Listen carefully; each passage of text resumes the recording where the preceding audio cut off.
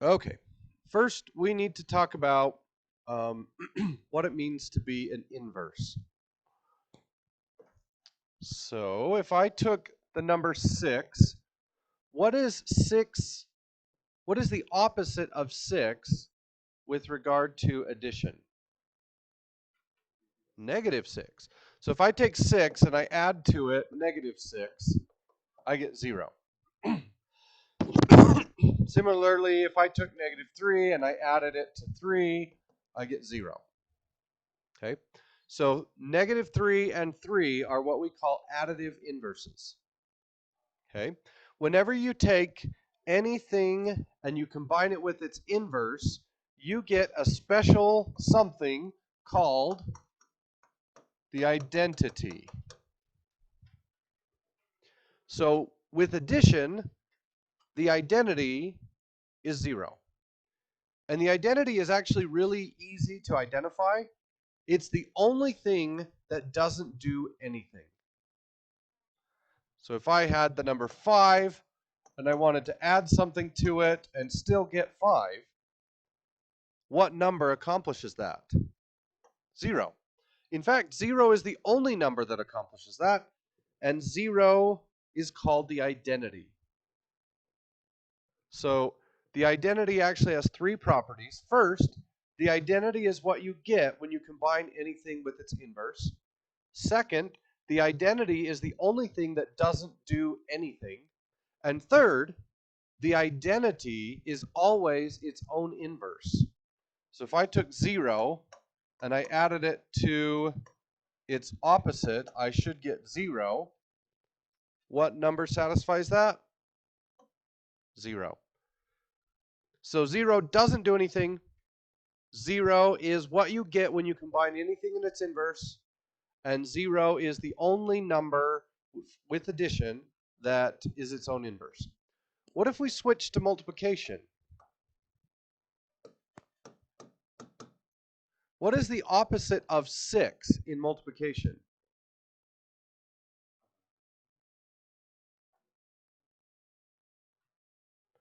What is the opposite of multiply by 6? Divide by 6, but we want to phrase it in terms of multiplication. So instead of divide by 6, I'm going to say times by 1/6. And what happens when we multiply those together? We get 1. Is 1 the identity for multiplication? Is 1 the number that doesn't do anything? Yeah. Is 1 its own inverse? Yeah. So this is the multiplicative identity. 1 is the only number that doesn't do anything.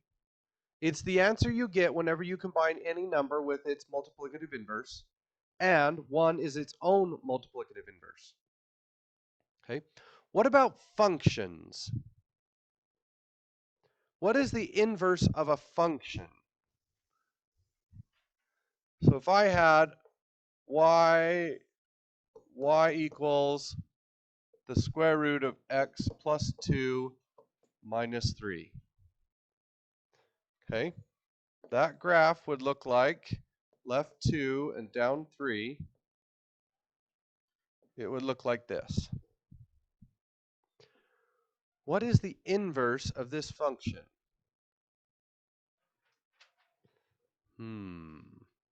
Well, that's actually kind of a difficult question that we'll answer here in a minute.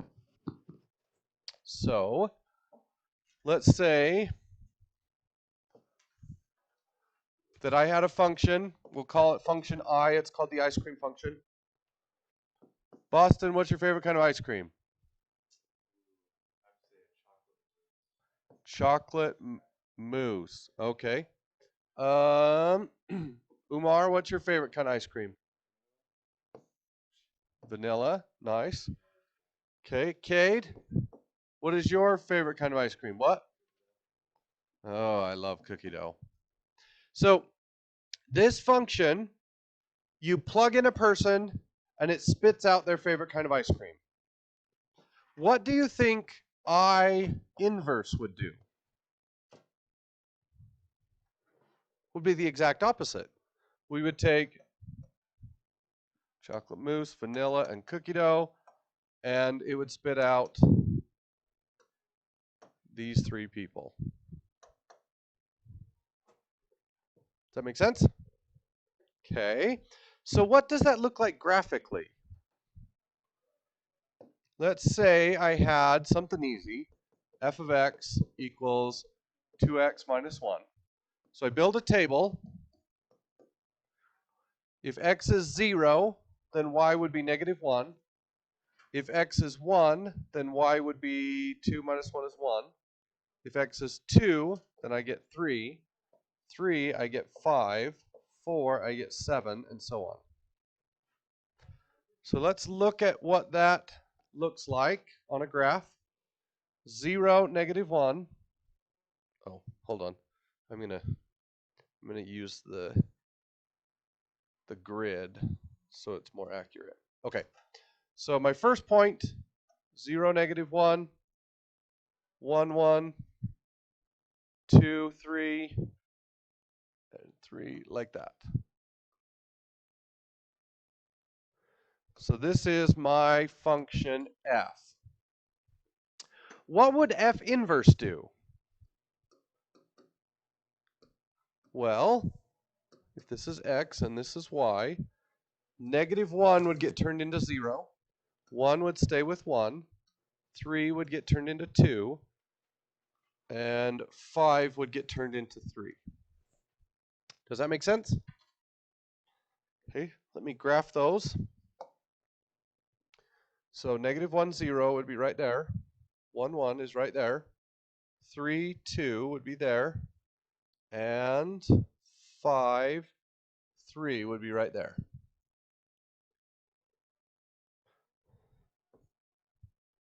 How did the blue graph change? Well, this point went there. This point didn't move. This point went there. And this point went there. Do you notice a pattern?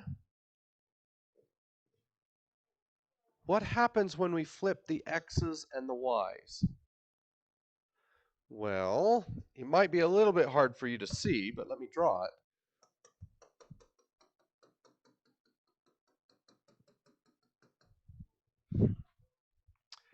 What is the significance of that dotted line?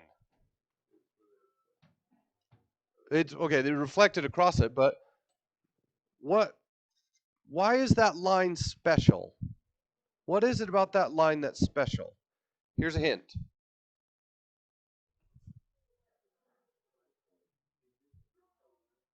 Doesn't move because why did these not move? Because x and y are the same. And if you look at that line, 1, 1, 2, 2, 3, 3, 4, 4, 5, 5. I didn't draw it very well. But that line is every point where the x and the y are the same. Which is why that point didn't move. But all the other points moved. How did they move? They just jumped to the other side of the line.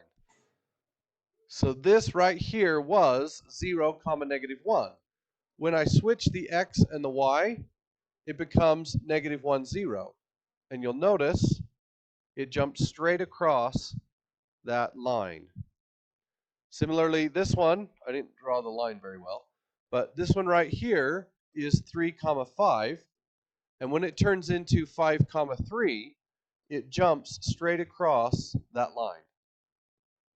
Okay. What is the equation of this line?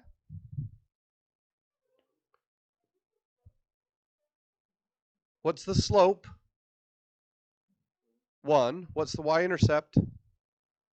0. So this line, the equation of this line is y equals 1x plus 0, or it's the line y equals x. Okay.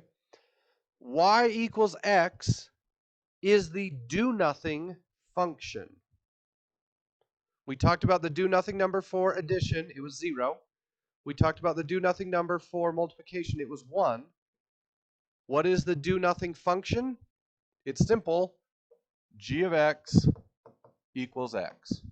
Or also known as y equals x. It is the laziest function out there. You tell me a number, like 7, and I will tell you the same number, 7. Okay, that function does not accomplish anything. Whatever x equals, y equals. That function is called the identity function. Okay, and that will be important here in just a little bit. So, how do I figure out what the inverse of this function is?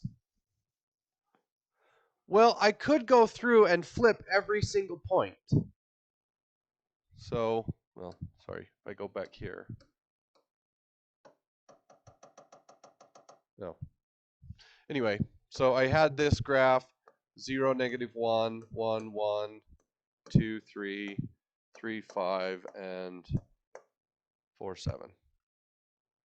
I could flip all of these and write them all down. How many points are there in this function? In this function? An infinite number. How long is it going to take me to write them all down? Forever. So there's got to be another way, and it turns out there is, and it's really easy. If I want to take the equation y equals 2x minus 1, which is the blue graph, and I want its inverse, I just change every y into an x and every x into a y. So now I have x equals 2y minus 1. But that's not the form I want it in. I always want it in y equals form. So we will add 1. And I get x plus 1 equals 2y divided by 2. And this right here is the equation of that line. So it's really, really easy to figure out the inverse of a function. Just write it in y equals form, turn every y into an x and every x into a y, and then solve for y, and that will give you the new function. Okay? All right. Let me pull up our ALEKS assignment.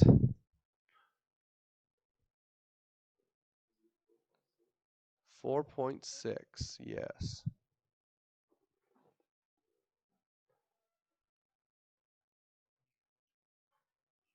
Oh, did I not answer something back here? Oh, I'll do this one. So, how do we turn this into an inverse? X equals the square root of y plus 2 minus 3. So I would add 3, square both sides. So add 3 gets rid of that, square gets rid of that, and then subtract 2.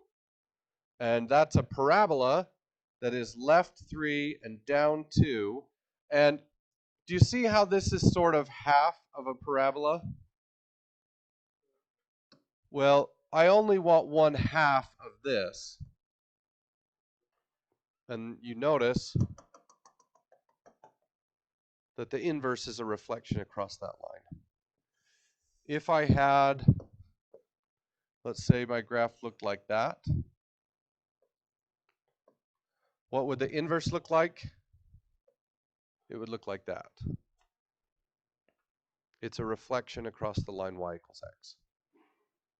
Okay, now we're ready to start.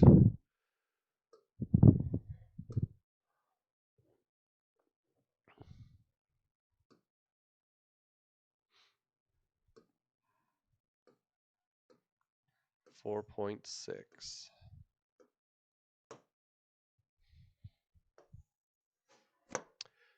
All right. In the past, we have done stuff like this.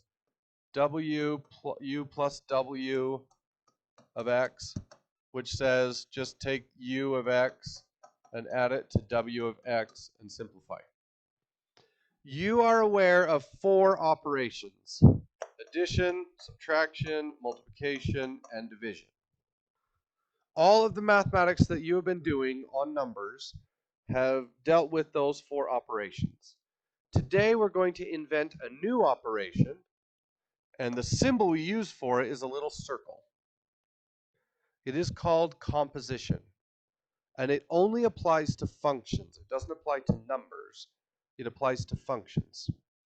So a function could be u composed with w of x. Okay? Now remember, this is the function's name. That's what it's called. The end result has a name, and that name is u of w, u composed with w. The way to compute that is to take the w function and stick it inside the u function. Does that make sense? So I need to put this in here. So the u function says this, written in the variable x. But instead of writing the u function in the variable x, we are going to write the u function in the variable w of x. So I stick x squared minus 2 in there, distribute the negative, and I get x squared plus 2 minus 2, which just becomes x squared. Okay? So remember, you always put the second function into the first function. Now, what does that mean? Well, let's go back to this. Okay. So I now know what your ice cream choices are depending on your name. What if I went down to the store and I looked and vanilla ice cream cost $6 and cookie dough ice cream cost $7 and chocolate mousse ice cream cost $8. Okay. What would I composed with C of x look like? Okay, that would be I of C of x. Okay, what would that function do? Well, we would take all of these and we would stick them at the end of that. Okay, so let's follow a person.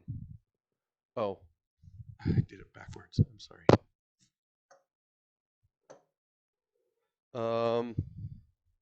Yep, I did it backwards. I always do that.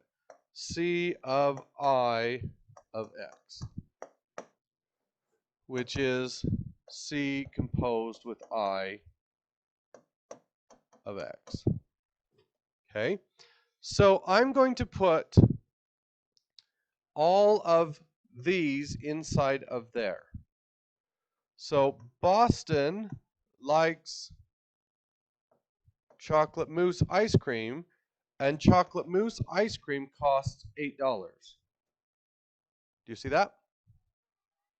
And Umar likes vanilla ice cream, which costs $6.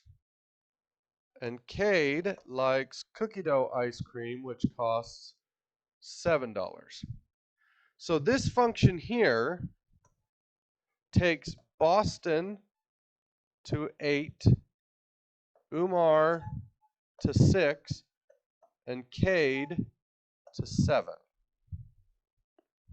And skips the middleman. That's what composition of functions do. The I function takes people and turns them into ice cream, and the C function takes ice cream and tells us the cost.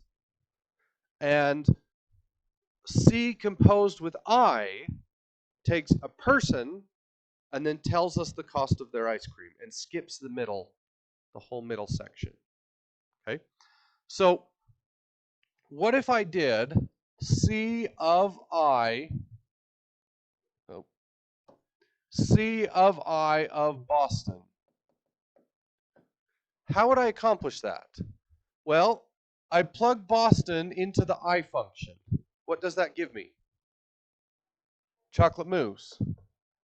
And then I take chocolate mousse and I plug it into the C function. What does that give me? 8.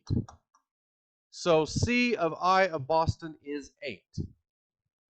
That's how compositions work. Okay, so if we go back to this, it says, what is U of W of 3? So we take person 3 and we plug person 3 into function W. What happens when I do that? So W of 3 is 9 minus 2, which is 7. So I got a 7 there. Now I take 7 and plug it into U. So I stick a 7 in there. So U of 7 is negative 7 minus 2, which is negative 9. Okay, so what just happened? Person number 3 likes ice cream number 7. Ice cream number 7 costs negative $9. That's my kind of ice cream. You go pull it off the shelf, take it to the register, and they say, take that home, here's $9. Yeah, that's my kind of ice cream. Although, if they're paying you to eat the ice cream, it might not be worth it. Okay, does that make sense? Now, is there a way to jump straight from 3 to negative 9? So we know how to take a person and figure out their favorite ice cream, and then we know how to take their favorite ice cream and figure out how much that ice cream costs. Is there a way to jump straight from person to cost? Not times, compose. But yeah, you got the right idea. So here's what we do. Let's do U of W of X. So I'm going to take the U function. That is the U function, right? And I am going to put the W function inside of it. So x squared minus 2. We already kind of did this earlier. Distribute the negative, and I get negative x squared plus 2 minus 2, which is just negative x squared. Now, if I take person 3 and stick them in there, what do I get? Negative 9, and I skipped the ice cream level. Right? So let's do that a couple times, and I'll show you how it works. What is U of W of 1? Well, what is W of 1? That would be 1 squared minus 2 is negative 1. Okay? So, person 1 likes ice cream negative 1. How much does ice cream negative 1 cost? Well, I have to put that in here, right there. So the opposite of negative 1, oh, this was a bad example. It's going to be negative 1. Okay, we can't do that. That's not normal. All right, so let's do U of W of 10. So person 10 likes ice cream what? We plug 10 in there. 98. Okay? But if I take ice cream 98 and I plug it into the cost formula, what do I get? Negative 100. So person 10 likes ice cream number 98. Ice Cream 98 costs negative $100. Boy, that's a deal. How do we jump straight from person 10 to negative 100? We plug it into this equation here. And we skip the ice cream level. So we know that person 10's ice cream costs negative $100. That's what a composition does. If you have two different equations, you have a two-step process, you can either do each step individually. You can plug the person into the ice cream equation and then plug the ice cream into the cost equation. Or if you put the equations together, you can jump straight from person to cost and skip the ice cream level. Okay. So we're going to do that here. Q composed with R of 3.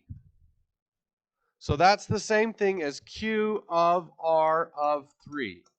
Now remember, this is the name of the function. The new function's name is Q composed with R. How do we compute that? We put the R function inside, that's a G, the Q function. Does that make sense? Okay. So what happens when we plug 3 into R? We put a 3 there. I get the square root of 4, which is 2. Then I plug 2 into the Q function.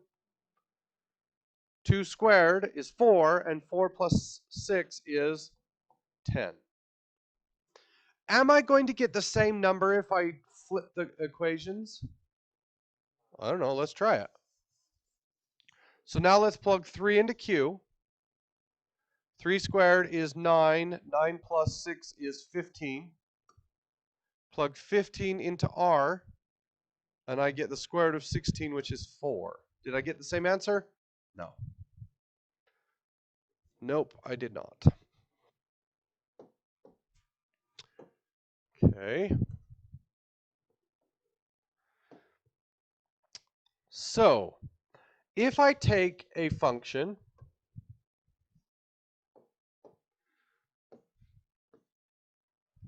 how do I know if that graph is a function? How do you tell if a graph is a function? There's a test. Oh, so close. Vertical line test. So in a function, here is the only rule. If I have function f, any person in function f can like any ice cream. But one person cannot like 2 ice creams. In order to be a function, every person has to have their own favorite ice cream. Everybody can like the same ice cream, that's okay. But no person can claim 2 favorites. Okay, how does that translate? Well, if this is an X and this is a Y, if I had the numbers 1, 2, 3, 4, and the numbers 1, 2, 3, 4, the problem right here is person 4 likes ice cream 3 and person 4 likes ice cream 4. Those 2 points, 4, 3 and 4, 4, are directly vertical from each other. So if a graph passes the vertical line test, it's a function. Which means, if I draw vertical lines, do I ever hit the graph twice? If I do hit the graph twice, then it's not a function. Is that parabola a function? Yes. When I invert it, it's going to look like this. Is the inverse a function? No. So in this case, person -3 and person 3 both like the same ice cream. Is that okay? Can 2 people like the same ice cream? Yes. But what happens when I flip that? So if this is F and this is F inverse, now I have two ice creams liking the same. Oh, that's not what I meant to do. Now I have one ice cream liking two people. Is that a function? No. So is there a way to tell if the original function is going to have an inverse? The horizontal line test. So the vertical line test tells us whether it's a function. Okay? The horizontal line test tells us if it is invertible. And when we say invertible, we mean that the inverse is a function. Okay? What if it's both? What if it passes the vertical line test, meaning it's a function, and it passes the horizontal line test, meaning the inverse is a function? We have a special name for that. That is called one-to-one. A one-to-one function is a function to begin with, but it's also invertible. And what characteristic does a one-to-one function have? Very simply, every person likes one ice cream, and every ice cream has only one person that likes it. Okay? So this, not a function. This is not invertible. So if it passes both the horizontal and the vertical line test, that essentially means every person has one favorite ice cream, and every ice cream is the favorite of only one person. Okay, that's what we call a one-to-one function. So, how do you tell if these are one-to-one? Well, they have to pass both tests. So graphs 1, 2, and 3 all pass the vertical test. Yeah, they all pass the vertical test, but graph 2 fails the horizontal line test. So this one is not one-to-one. Every person has a favorite ice cream, but the problem is this ice cream right here is the favorite of two people, which makes it not invertible. Okay, down here, all of them pass the vertical line test, but graph 5 fails the horizontal line test. 5 is not one-to-one. The inverse is not a function because we found two people that like the same ice cream. Okay.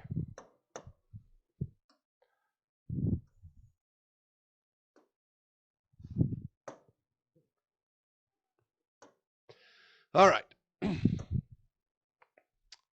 Here is function g.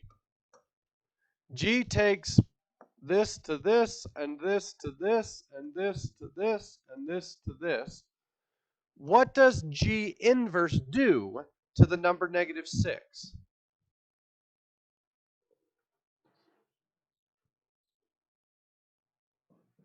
It would be -5. Because is it the first one or the second one? It's the second one, right? The inverse is going to go backwards. So G takes -5 and turns it into -6. So G inverse would take -6 and turn it into -5. So what would G inverse of 1 be?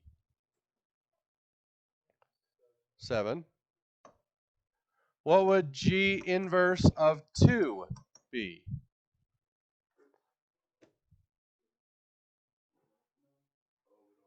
We don't know. In fact, it doesn't have an answer. G inverse does not do anything to ice cream flavor number 2. So that's what this is asking. So this is an ice cream. Who has ice cream number 2 as their favorite ice cream? Nobody. Right? This person likes that ice cream, this person likes this ice cream, this person likes that ice cream, and this person likes that ice cream. But ice cream number 2 doesn't exist. It's not there. So it's nobody's favorite. Okay? So this says take function h and invert it. So function h is y equals 3x minus 14. How do we invert a function? Turn every x into a y and every y into an x. So x equals 3y minus 14. And now solve for y. So x plus 14 equals 3y. Divide by 3. Y equals x plus 14 over 3. Okay. So, what does this say to do? Well, I need to put negative 5 where? I need to stick it into the inverse. So let's put it right there. What happens when I put negative 5 into the inverse? Not 19, it'll be 9. So it'll be 9 over 3. So the answer is 3. What do I do with 3? Put it into h. 3 times 3 minus 14 is negative 5.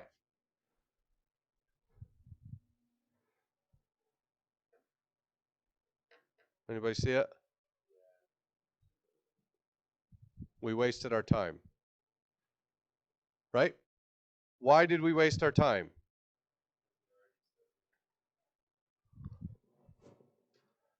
You mean up here? No.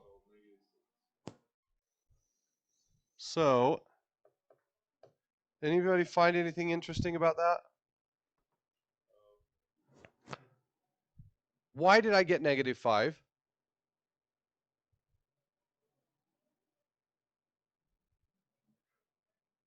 So here is my h function.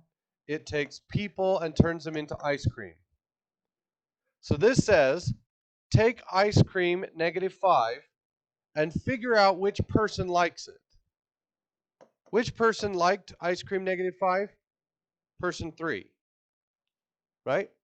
And then what does it ask me to do?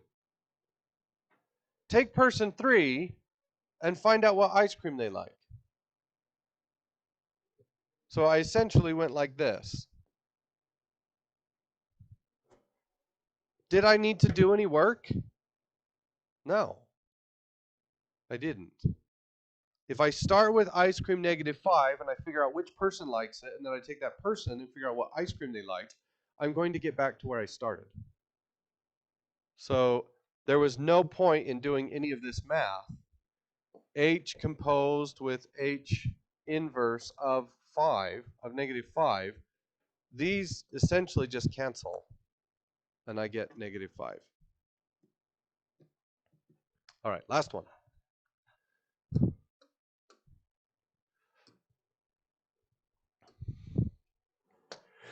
How do we tell if two functions are inverses? Well, let's say I had A and B. How do I know if A and B are inverses of each other with addition? Going back to the very first thing I said.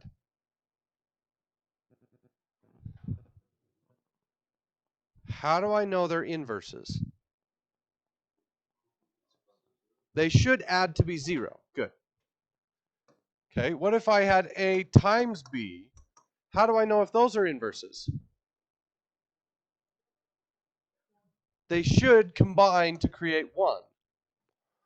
Okay, what if I had a function and I were composing it with another function? How do I know if they're inverses? Well, they should simplify down to the do-nothing function. What is the do-nothing function? What is the laziest function out there? Y equals x. So if I put two functions together and the result is x, they're inverses. Okay? So let's try this. So f composed with g of x. That means I put the g of x function into f. So I'm going to stick this in there. The f function says 1 over 2 times x, and the x I'm plugging in is 1 over 2x. Okay? Well, the 2's cancel, and I get 1 over x. How do you divide by a fraction? Flip the bottom and multiply, and I get x. Are 1 over 2x and 1 over 2x inverses? Yes. Yep, they are inverses of each other. And if it works here, then it's going to work here. So yes, they are inverses. Okay, let's try this. Let's plug f into g. So I'm going to plug f in there. So something plus 3. We'll put x plus 3 in there. That simplifies down to be x plus 6. Is that the do-nothing function? No. So these are not inverses. Okay. What if one function was x plus 2 and the other was x minus 2? Stick this in here. X plus 2 minus 2 becomes x. Those two functions are inverses of each other. Okay, what if I had 3x plus 2 and x minus 2 over 3? Well, let's stick this one in here. So 3 times something plus 2. The something that goes in there is x minus 2 over 3. 3's cancel. 2's cancel. Yes, those are inverses of each other. Okay. What if this was a 3? Then this would be a 3, and I would get x plus 1, and that is not the do-nothing function, so they are not inverses of each other. Okay, that's it. Get to work.